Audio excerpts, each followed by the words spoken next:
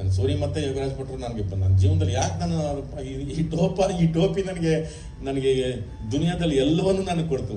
ಇದನ್ನು ಸೂರಿನೇ ಹಾಕ್ಸಿದ್ದು ನನಗೆ.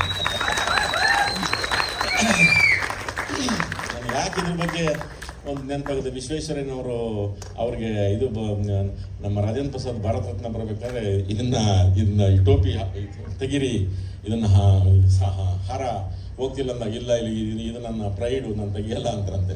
ರಾಜೇಂದ್ರ ಪ್ರಸಾದ್ ಅದನ್ನ ಹಾರನ ಅಗಲ ಮಾಡಿಬಿಟ್ಟು ಹಿಂಗೆ ಹಾಕ್ತಾರೆ. ನನಗೆ ಆ ಥರದ್ದೊಂದು ನನಗೆ ನೆನಪಾಗುತ್ತೆ. ನಮ್ಮ ಕರ್ನಾಟಕದ ಪ್ರತಿಮೆ ಇದು ನನಗೆ ಸೂರಿ ಕೊಡಿಸಿದ್ದು.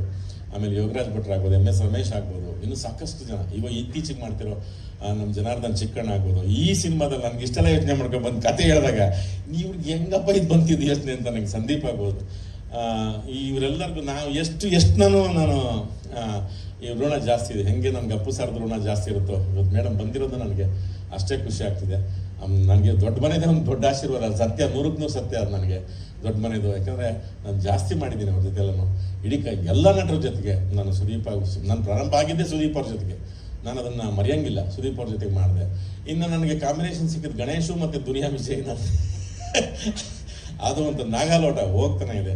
ಆಮೇಲೆ ದರ್ಶನ್ ಅವ್ರ ಜೊತೆಗೆ, ವಿಷ್ಣು ಸಾರ್ ಜೊತೆಗೆ, ರಮೇಶ್ ಅರವಿಂದ್, ಆಮೇಲೆ ಶಿವಣ್ಣ ಅವ್ರ ಜೊತೆಗೆ, ಎಲ್ಲರ ಜೊತೆಗೂ, ಆಮೇಲೆ ಹೊಸ ಹೀರೋಗಳು ಯಾರ್ಯಾರು ಬಂದಿದ್ದಾರೆ ಎಲ್ಲರ ಜೊತೆಗೂ ಈ ಒಂದು ಮತ್ತೆ ನನಗೆ ನೆನಪಿಸಿ ಇದೊಂದು ಆ ಬಿರುದು ನಾನು ಇಲ್ಲ, ಇನ್ನೂ ಹೊಸಬ್ರು ಬರಲಿ, ಆ ಥರದ ಸುರರು ಹಸುರರು ಎಲ್ಲ ಬರಲಿ ಅಂತ ಅವ್ರಿಗೆಲ್ಲರೂ ಹೊಸಬ್ರಿಗೆಲ್ಲ ನಾನು ಪ್ರಾರ್ಥಿಸ್ಕೊಳ್ತಾ ಈ ಒಂದು ಇದಕ್ಕೆ ನಾನು ನಿಮಗೆ ಅಷ್ಟೇ, ನಾನು ಪ್ರೀತಿಯಿಂದ ಇರ್ತೀನಿ, ಖುಷಿಯಿಂದ ಇರ್ತೀನಿ ಅಂತ ಹೇಳ್ತೀನಿ. ಮತ್ತೆ ನಿಮ್ಗೆಲ್ಲರಿಗೂ ಒಂದು ಶರಣ